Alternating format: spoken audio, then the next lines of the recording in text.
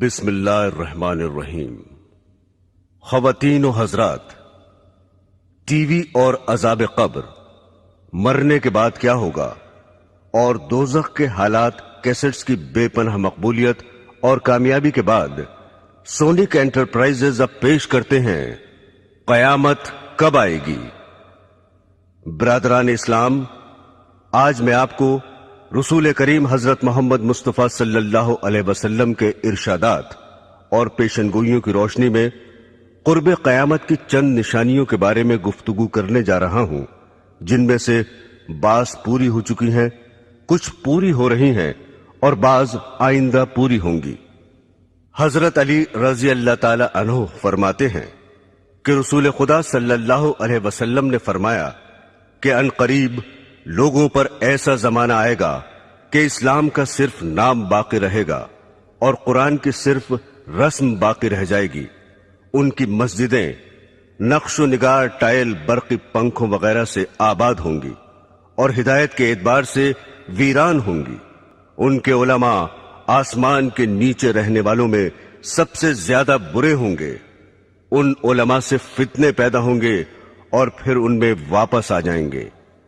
اسلام کا صرف نام باقی رہے گا، یعنی اسلامی چیزوں کے نام ہی لوگوں میں رہ جائیں گے اور ان کی حقیقت باقی نہ رہے گی، جیسا کہ آج کل نماز، روزہ، زکوٰۃ، حج وغیرہ کے بس نام ہی باقی ہیں اور ان کی حقیقت اور روح اور ادائیگی کے وہ طریقے اور کیفیتیں باقی نہیں ہیں جو رسول خدا صلی اللہ علیہ وسلم سے منقول ہیں، اور کروڑوں مسلمان ان سے کورے ہیں۔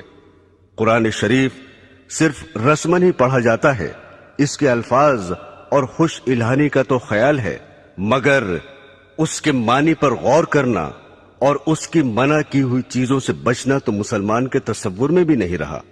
مسجدیں زیب و زینت سے خوب آراستہ ہیں، دلکش فرش، قیمتی غالیچے، دیدہ زیب فانوس، عمدہ عمدہ ہنڈے اور آرام و راحت کی چیزیں مسجدوں میں موجود ہیں، مگر ہدایت سے خالی ہیں۔ مسجدوں میں دنیا کی باتیں، تانے، غیبتیں بے دھڑک ہوتی ہیں اور امام و مؤذن تو مسجدوں کو گھر ہی سمجھتے ہیں۔ علماء کے بارے میں جو یہ ارشاد فرمایا کہ علماء سے فتنہ نکلے گا اور ان میں واپس آ جائے گا، اس کا مطلب یہ ہے کہ علماء بگڑ جائیں گے اور رشد و ہدایت کی راہ چھوڑ دیں گے تو عالم میں فساد ہوگا، اور پھر اس کی زد میں علماء بھی آ جائیں گے۔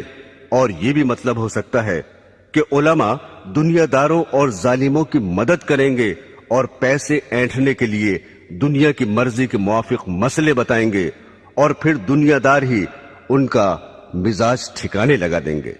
حضرات گرامی، دوسرے انسانوں کی طرح آج کل کے علماء بھی فکر آخرت سے خالی ہو گئے ہیں اور اس فانی زندگی کو اپنے علم کا مقصد بنا رکھا ہے۔ سیاسی لیڈر بننے، شہرت حاصل کرنے، روپیہ کمانے جوڑنے کی دھن میں سرگردہ ہیں، اور موجودہ زمانے کے علماء میں خال خال ہی ایسے ہیں جو اسلام کی تبلیغ کرتے ہوں، ورنہ آج تو علماء کی یہ حالت ہو گئی ہے کہ جلسوں میں گاندھیزم یا نیشنلزم، سوشلزم اور کمیونزم کی اشاعت کرتے ہیں اور ارشادات نبوی کی بجائے مخلوق کے خود ساختہ نظاموں کی طرف دعوت دیتے ہیں۔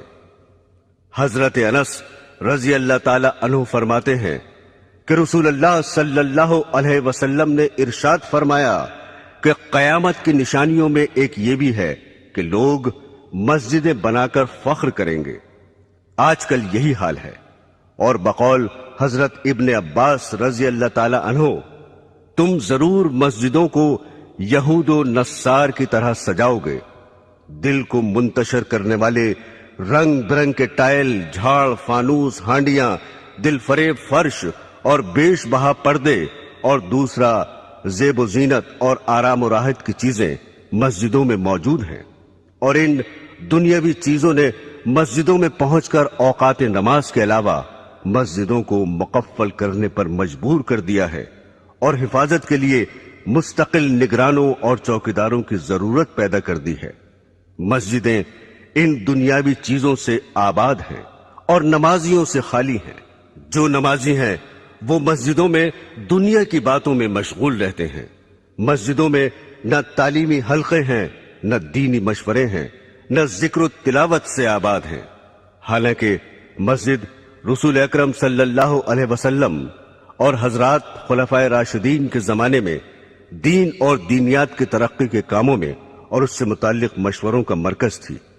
ایک روایت میں ہے کہ جب تم اپنی مسجد کو سجانے لگو اور قرآنوں کو دیدہ زیب بنانے لگو تو سمجھ لو تمہاری ہلاکت کا وقت قریب ہے۔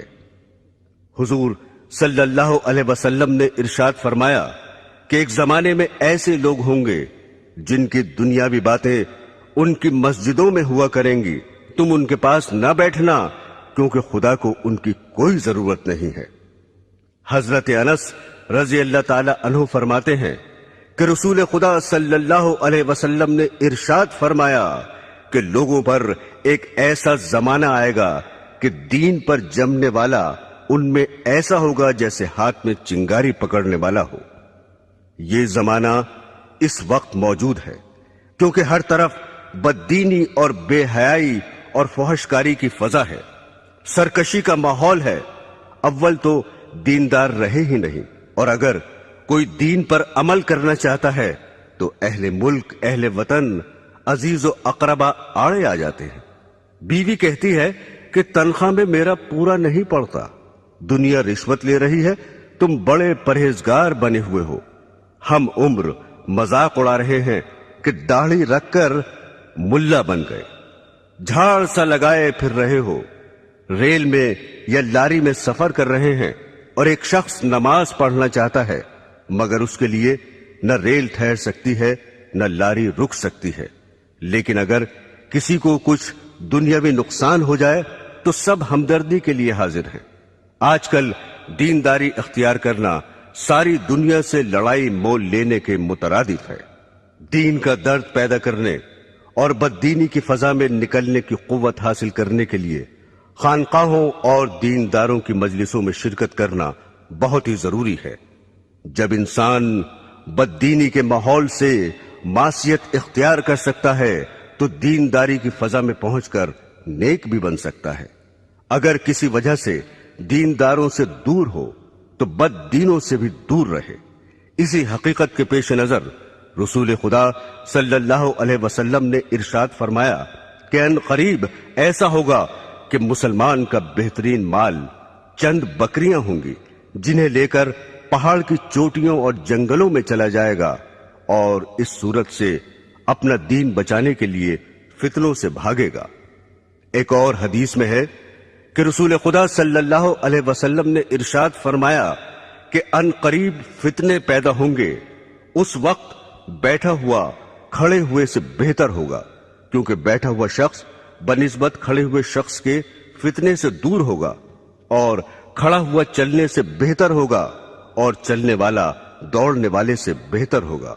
جو شخص فتنوں کی طرف نظر اٹھا کر دیکھے گا فتنے اسے اچک لیں گے۔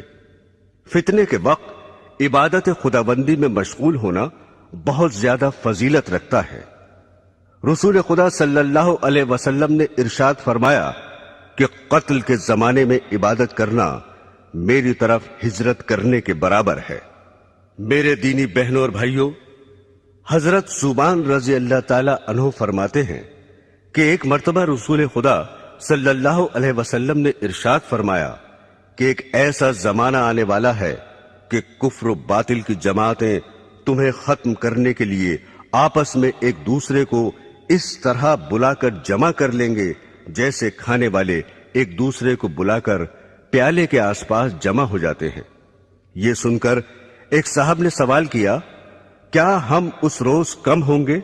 آپ نے فرمایا، نہیں، بلکہ تم اس روز تعداد میں بہت ہوگے، لیکن گھاس کے ان تنکوں کی طرح ہوگے جنہیں پانی کا سیلاب بہا کر لے جاتا ہے۔ پھر ارشاد فرمایا، خدا ضرور ضرور تمہارے دشمنوں کے دل سے تمہارا روب نکال دے گا، اور یقیناً وہ تمہارے دلوں میں کاہلی اور سستی ڈال دے گا۔ ایک صاحب نے عرض کیا، سستی کا کیا سبب ہوگا؟ اس پر آپ نے ارشاد فرمایا کہ دنیا یعنی مال و دولت سے محبت کرنے لگو گے اور موت کو مکروہ سمجھو گے۔ برسوں سے یہ پیشن گوئی حرف بحرف صادق ہو رہی ہے، اور مسلمان آج اپنی اس حالت زار کو اپنی آنکھوں سے دیکھ رہے ہیں کہ کوئی قوم انہیں نہ عزت و وقت کی نگاہ سے دیکھتی ہے، نہ دنیا میں ان کا رہنا گوارا کرتی ہے۔ ایک وہ بھی زمانہ تھا کہ دوسری قومیں اپنے اوپر مسلمانوں کو حکمراں دیکھنا چاہتی تھیں۔ ایک دور یہ ہے کہ غیر مسلم اقوام مسلمان کو اپنی قلم رو میں رکھنا بھی پسند نہیں کرتی۔ تمام دنیا کے مسلمان ایک ہی وقت میں ایک دم ختم ہو جائیں، یہ تو ہرگز کبھی نہیں ہوگا، جیسا کہ پہلے پیشن گوئی گزر چکی ہے۔ البتہ ایسے واقعات گزر چکے ہیں کہ کسی ملک میں جہاں مسلمان خود حکمراں تھے، انقلاب کے بعد وہ وہاں سے جان بچا کر بھی نہ جا سکے۔ اسپین اس کی زندہ اور مشہور مثال ہے۔ مسلمانوں کو آج ذلت و خواری کا منہ کیوں دیکھنا پڑ رہا ہے، اور کروڑوں کی تعداد میں ہوتے ہوئے بھی کیوں غیروں کی طرف تک رہے ہیں؟ اس کا جواب خود ہادی عالم صلی اللہ علیہ وسلم کے ارشاد میں موجود ہے کہ دنیا کی محبت اور موت کے خوف کے باعث یہ حال ہو رہا ہے۔ جب مسلمان دنیا کو محبوب نہ سمجھتے تھے اور جنت کے مقابلے میں جو موت کے بغیر نہیں مل سکتی، دنیا کی زندگی ان کی نظروں میں کچھ بھی حقیقت نہ رکھتی تھی، اس لیے وہ موت سے ڈرتے نہ تھے۔ حالانکہ تعداد میں کم تھے، لیکن دوسری قوموں پر حکمراں رہے اور اللہ کی راہ میں جہاد کر کے غیروں کے دلوں تک پر حکومت کرنے لگے۔ آج بھی جو ہمارا حال ہے ہم اسے خود بدل سکتے ہیں، بشرطے کہ پچھلے مسلمانوں کی طرح دنیا کو ذلیل اور موت کو عزیز از جان سمجھنے لگے، ورنہ ذلت اور بڑھتی ہی رہے گی۔ حضرات گرامی، حضرت ابو ہریرہ رضی اللہ تعالی عنہ فرماتے ہیں کہ رسول خدا صلی اللہ علیہ وسلم نے ارشاد فرمایا کہ قیامت کی نشانیوں میں سے یہ بھی ہے کہ علم اٹھ جائے گا، جہالت بہت بڑھ جائے گی، زنا کی کثرت ہوگی، شراب بہت پی جائے گی، مرد کم ہو جائیں گے، عورتیں اس قدر زیادہ ہو جائیں گی کہ 50 عورتوں کی خبرگیری کے لیے ایک ہی مرد ہوگا۔ اس حدیث میں جو کچھ ارشاد فرمایا ہے اس وقت ہو بہو ہو رہا ہے۔ البتہ عورتوں کی ابھی اتنی زیادتی نہیں ہوئی جتنی اس حدیث میں درج ہے، مگر یورپ کی جنگیں ان قریب ہی اس پیشن گوئی کو سچا کر دکھانے والی ہیں۔ حضرت انس رضی اللہ تعالی عنہ فرماتے ہیں کہ رسول خدا صلی اللہ علیہ وسلم نے ارشاد فرمایا کہ قیامت اس وقت تک قائم نہ ہوگی جب تک کہ وقت جلدی جلدی نہ گزرنے لگے۔ پھر اس کی تشریح فرمائی کہ 1 سال 1 ماہ کے برابر ہوگا، اور 1 ماہ 1 ہفتے کے برابر ہوگا، اور 1 ہفتہ 1 دن کے برابر ہوگا، اور 1 دن 1 گھڑی کے برابر ہوگا، اور 1 گھڑی ایسے گزر جائے گی جس طرح آگ کا شعلہ یکایک بھڑک کر ختم ہو جاتا ہے۔ برادران اسلام، قرب قیامت کی نشانیوں میں سے یہ بھی ہے کہ سود عام ہوگا اور حلال و حرام کا خیال نہ کیا جائے گا۔ حضرت ابو ہریرہ رضی اللہ تعالی عنہ فرماتے ہیں کہ رسول خدا صلی اللہ علیہ وسلم نے ارشاد فرمایا کہ لوگوں پر ایک ایسا زمانہ آئے گا کہ انسان یہ پرواہ نہ کرے گا کہ اس نے حلال حاصل کیا یا حرام لیا۔ بعض لوگ کہہ دیتے ہیں آج کل حلال تو ملتا ہی نہیں، لیکن یہ سمجھنا کہ حلال آج کل ملتا ہی نہیں نفس کا دھوکہ ہے، چونکہ حلال کا دھیان رکھنے کی وجہ سے انسان قیود و حدود میں بندھ جاتا ہے، اور بقول حضرت سفیان ثوری رحمت اللہ علیہ حلال میں فضول خرچی کی گنجائش نہیں ہوتی اور عیش و مستی کی زندگی گزارنے کا موقع نہیں ملتا، اس لیے نفس یہ تعویل سمجھاتا ہے کہ آج کل حلال تو ملتا ہی نہیں، لہذا حرام حلال کا خیال فضول ہے۔ لیکن جن بندوں کے دل میں خدا کا خوف ہے اور جنہوں نے سرور عالم صلی اللہ علیہ وسلم کا فرمان کہ جنت میں وہ گوشت داخل نہ ہوگا جو حرام سے بڑھا ہو، جو گوشت حرام سے بڑھا ہو دوزخ اس کی زیادہ مستحق ہوگی۔ اگرچہ حلال ان کو زیادہ نہیں ملتا اور حلال طلب کرنے والوں کی بسا اوقات دنیاوی ضرورتیں بھی رکی رہتی ہیں، لیکن آخرت کے بے پناہ عذاب سے بچنے کے لیے دنیا کی جلد ہی ختم ہو جانے والی تکلیفوں کا برداشت کرنا ہر عقل مند کے لیے ضروری اور لازمی ہے۔ یہاں یہ بات بھی قابل غور ہے کہ حلال ملنے کی دقت بھی تو خود ہماری ہی پیدا کرتا ہے۔ اگر تقوی اور پرہیزگاری کی طرف لوگوں کا رخ ہو جائے اور سب حلال کمانے کی فکر کرے تو جو مشکلات آج پیدا ہو رہی ہیں وہ کسب حال میں ہرگز پیش نہ آئیں، مگر حال یہ ہے کہ جو دیندار اور پرہیزگار سمجھے جاتے ہیں، برس ہا برس کے نمازی ہیں، وہ بھی کمانے کے سلسلے میں مفتی صاحب کی خدمت میں یہ معلوم کرنے کے لیے نہیں پہنچتے کہ میں یہ تجارت کرنا چاہتا ہوں یا فلاں محکمے میں مجھے ملازمت مل رہی ہے، یہ جائز ہے یا ناجائز، حالانکہ شریعت میں ہر محکمے اور ہر معاملے کے احکام موجود ہیں۔ حضرت موسیٰ علیہ السلام کی شریعت کے ساتھ یہود کا یہی معاملہ تھا کہ بعض پر عمل کرتے اور بعض کو پس پشت ڈال رکھا تھا۔ اس حقیقت کو خداوند قدوس نے یوں ارشاد فرمایا ہے، کیا خدا کی کتاب کے ایک حصے پر تمہارا ایمان ہے اور تم اسی کتاب کے کچھ حصوں کا انکار کرتے ہو؟ رسول اللہ صلی اللہ علیہ وسلم نے ارشاد فرمایا کہ لوگوں پر ضرور ایک ایسا دور آئے گا کہ کوئی شخص ایسا باقی نہ رہے جو سود کھانے والا نہ ہو، اور اگر سود بھی نہ کھائے گا تو اسے سود کا دھواں اور بعض روایات میں غبار پہنچ جائے گا۔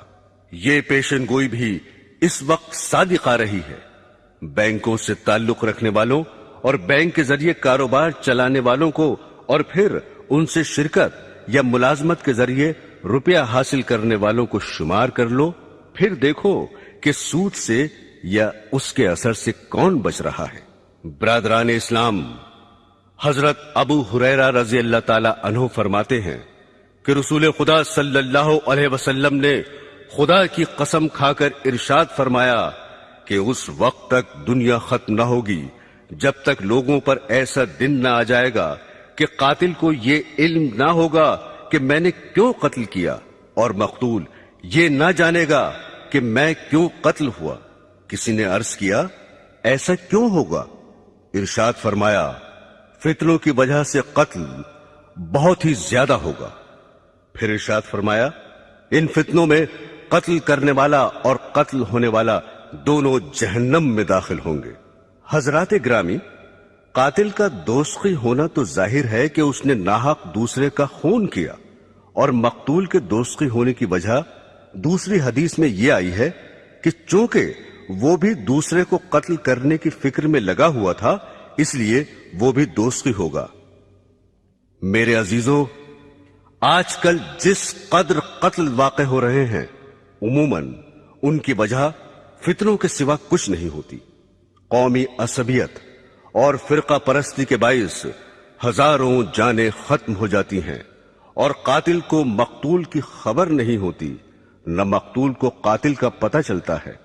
دوسرے فرقے کا جو شخص ہاتھ لگا ختم کر ڈالا۔ چند انسانوں کے نظریوں کی جنگ نے ایسے ایسے آلات جنگ تیار کر لیے ہیں کہ شہر کے شہر ذرا ہی دیر میں فنا کے گھاٹ اترتے چلے جاتے ہیں۔ پھر تعجب یہ ہے کہ ہر فریق یہ کہتا ہے کہ ہم امن چاہتے ہیں۔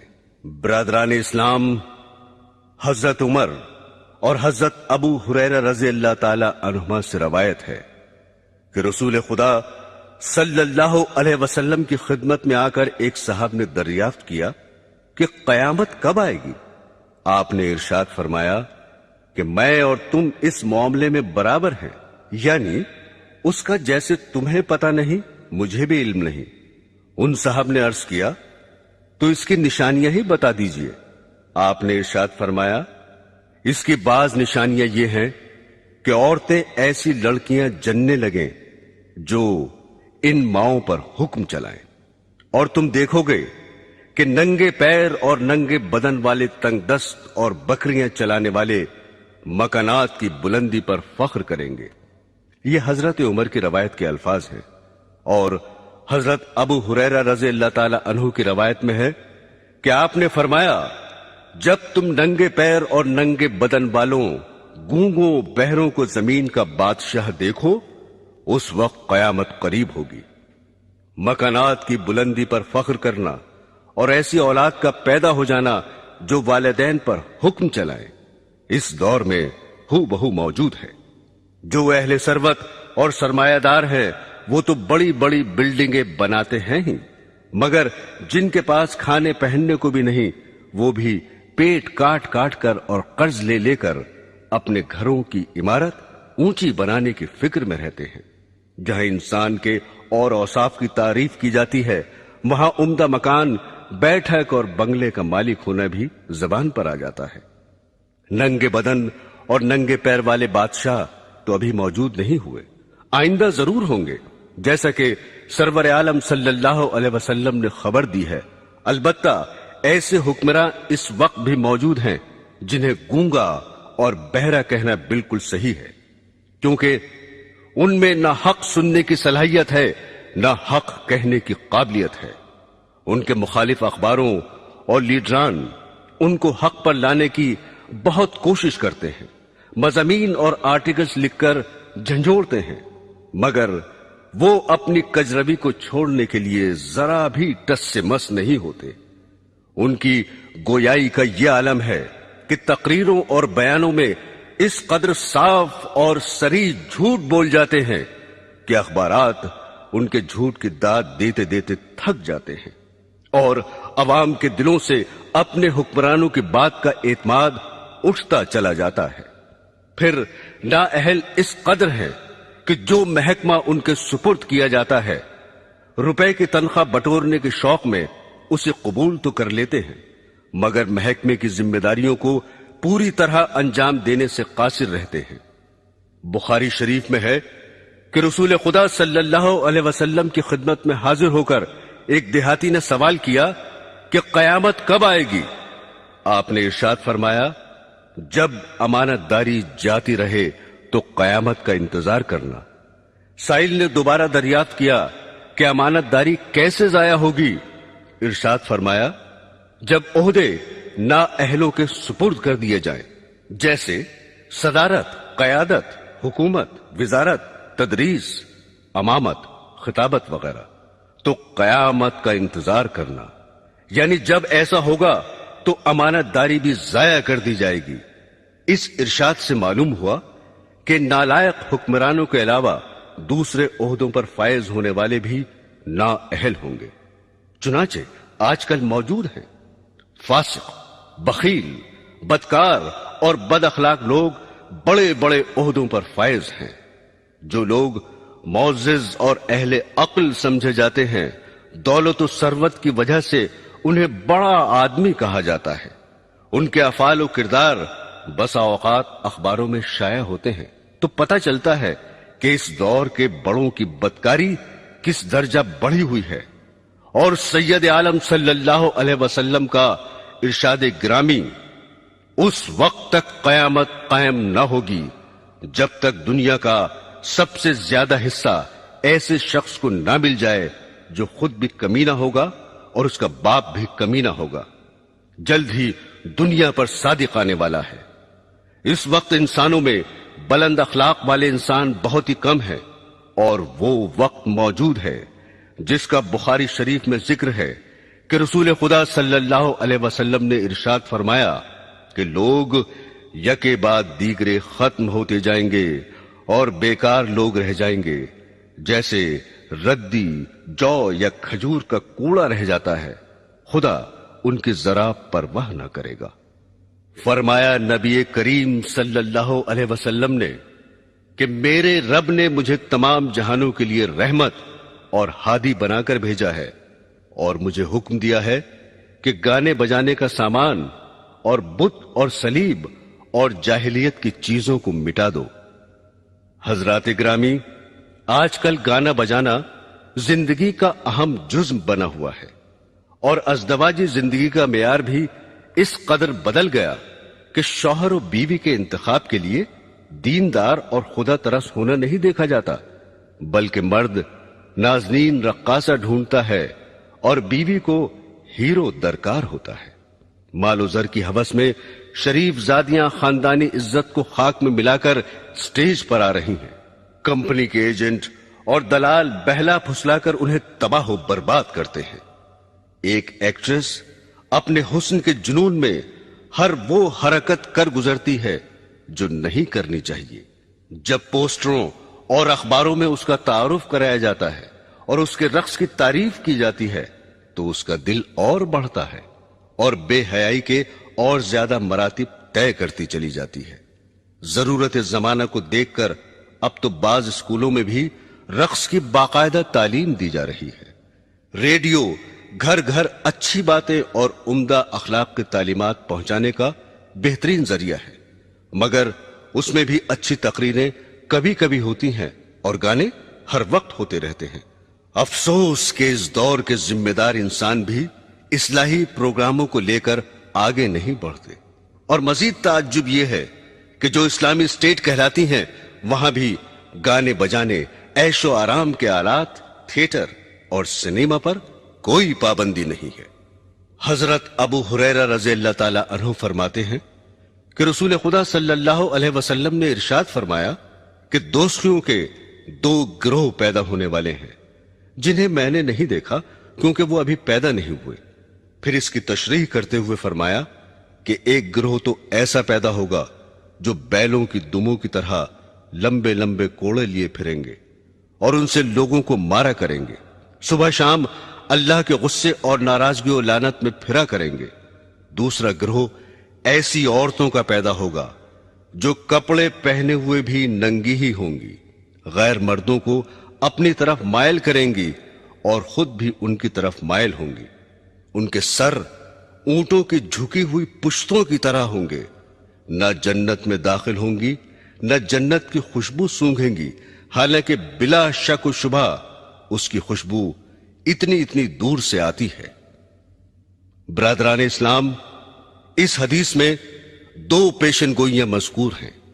ایک ظالم گروہ کے بارے میں ہے کہ کچھ لوگ کوڑے لیے پھریں گے اور لوگوں کو ان سے پیٹا کریں گے، یعنی اقتدار کے نشے میں ضعیفوں اور بے کسوں پر ظلم کریں گے اور بلا وجہ خامخواہ عام پبلک کو ستائیں گے۔ دوسری پیشن گوئی عورتوں کے حق میں ارشاد فرمائی ہے کہ آئندہ زمانے میں ایسی عورتیں موجود ہوں گی جو کپڑے پہنے ہوئے ہوں گی لیکن پھر بھی ننگی ہوں گی، یعنی اس قدر باریک کپڑے پہنیں گی کہ ان کے پہننے سے جسم چھپانے کا فائدہ حاصل نہ ہوگا، یا کپڑا باریک تو نہ ہوگا مگر چست ہونے اور بدن کی ساخت پر کس جانے کی وجہ سے اس کا پہننا اور نہ پہننا برابر ہوگا۔ اور آج کل تو چست ہونے کے ساتھ بدن کا ہم رنگ ہونا بھی داخل فیشن ہو چکا ہے۔ چنانچہ گندمی رنگ کے ایسے موزے داخل لباس ہو چکے ہیں جن کا پیر سے اوپر کا حصہ پنڈلی پر کھال کی طرح چپکا ہوا ہوتا ہے۔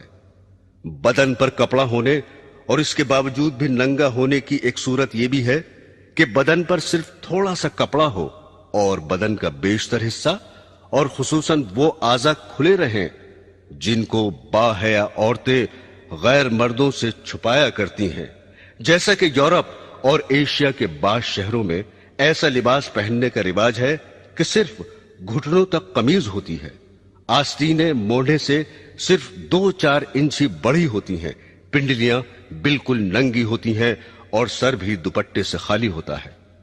پھر فرمایا کہ یہ عورتیں مردوں کو اپنی طرف مائل کریں گی اور خود ان کی طرف مائل ہوں گی، یعنی ننگا ہونے کا رواج مفلسی کی وجہ سے نہ ہوگا بلکہ ان کی نیت مردوں کو بدن دکھانا اور ان کا دل لبھانا مقصود ہوگا، اور لبھانے کا دوسرا طریقہ یہ اختیار کریں گی کہ اپنے سروں کو جو دوپٹوں سے خالی ہوں گے مٹکا کر چلیں گی، جس طرح اونٹ کی پشت کا بالائی حصہ تیز رفتار کے وقت زمین کی جانب جھکا رہتا ہے۔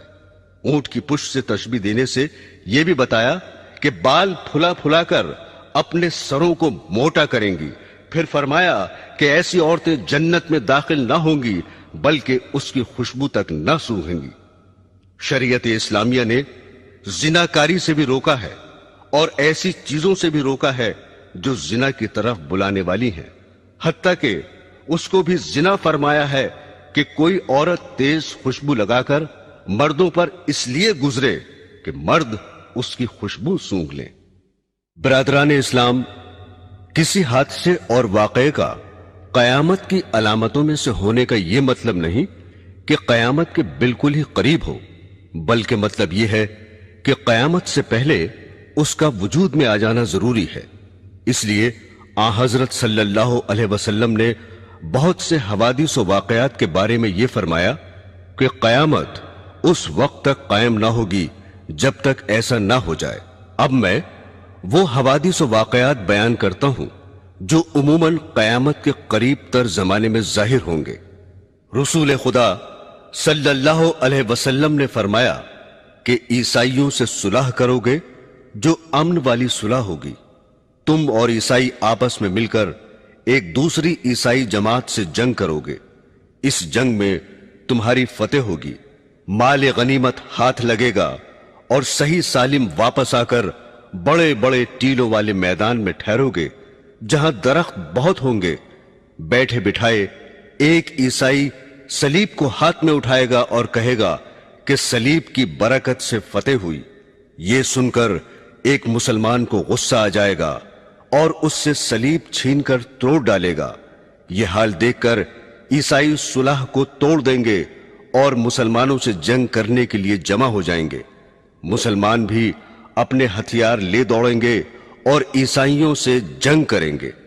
اس جنگ میں مسلمانوں کا بادشاہ شہید ہو جائے گا اور دوسرے ملکوں کی طرح ملک شام میں بھی عیسائیوں کی حکومت ہو جائے گی، اور جس عیسائی جماعت سے مسلمانوں کے ساتھ مل کر پہلے جنگ کی تھی اس سے اب یہ عیسائی صلح کر لیں گے۔ اس جنگ میں جو مسلمان بچیں گے وہ مدینے میں چلے جائیں گے اور خیبر کے قریب تک عیسائیوں کی حکومت ہو جائے گی۔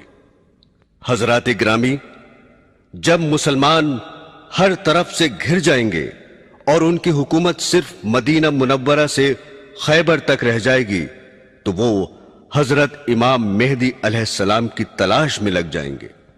حضرت امام مہدی علیہ السلام اس وقت مدینے میں ہوں گے اور امامت کا بار اٹھانے سے بچنے کے لیے مکہ مکرمہ چلے جائیں گے۔ مکہ کے بعض باشندے انہیں پہچان لیں گے اور ان کے پاس آ کر مکان سے انہیں باہر لائیں گے اور ان سے زبردستی بیعت یعنی خلافت کر لیں گے، حالانکہ وہ دل سے نہ چاہتے ہوں گے۔ یہ بیعت مقام ابراہیم اور حجر اسود کے درمیان ہوگی۔ غالباً حضرت امام کو طواف کرتے ہوئے بیعت پر مجبور کیا جائے گا۔ جب حضرت امام مہدی علیہ السلام کی خلافت کی خبر مشہور ہوگی تو ملک شام سے ایک لشکر آپ سے جنگ کرنے کے لیے چلے گا اور آپ کے لشکر تک پہنچنے سے پہلے ہی مقام بیدا میں جو مکہ اور مدینہ کے درمیان ہے زمین میں دھنسا دیا جائے گا۔ اس واقعے کی خبر سن کر شام کے ابدال اور عراق کے پرہیزگار لوگ آپ کی خدمت میں پہنچ جائیں گے۔ آپ کے مقابلے کے لیے ایک قریشی نسل شخص قبیلہ بنی کلب کے مردوں کا ایک لشکر بھیجے گا۔ قبیلہ بنی کلب میں اس شخص کی ننیحال ہوگی۔ اس قبیلے سے حضرت مہدی علیہ السلام کا لشکر جنگ کرے گا اور غالب رہے گا۔ حضرت امام مہدی علیہ السلام کے ظہور کے بارے میں رسول اللہ صلی اللہ علیہ وسلم نے فرمایا کہ اس امت پر ایک زبردست مصیبت آئے گی اور انسان ظلم سے بچنے کے لیے کوئی پناہ کی جگہ نہ پائے گا۔ اس وقت خدا میری نسل اور میرے خاندان میں سے ایک شخص پیدا فرمائے گا اور اس کے ذریعے زمین کو عدل اور انصاف سے بھر دے گا، جس طرح کہ وہ اس سے پہلے ظلم اور زیادتی سے بھری ہوئی ہوگی، یعنی ان سے پہلے لوگوں میں عدل و انصاف نام کو نہ ہوگا، ہر جگہ ظلم ہی ظلم چھایا ہوگا، اور ان کے آنے پر ساری دنیا انصاف سے بھر جائے گی۔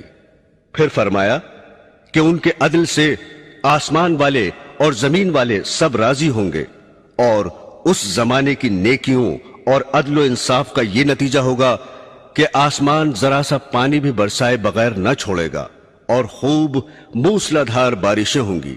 زمین بھی اپنے اندر سے تمام پھل پھول غلے اور ترکاریاں اگا دے گی، حتیٰ کہ اس قدر ارزانی اور غذاؤں کی بہتات ہوگی کہ زندہ لوگ مردوں کی تمنا کرنے لگیں گے کہ کاش ہمارے دوست احباب عزیز اور اقربا بھی زندہ ہو جاتے تو اس عیش اور خوشی کے زمانے کو دیکھ لیتے.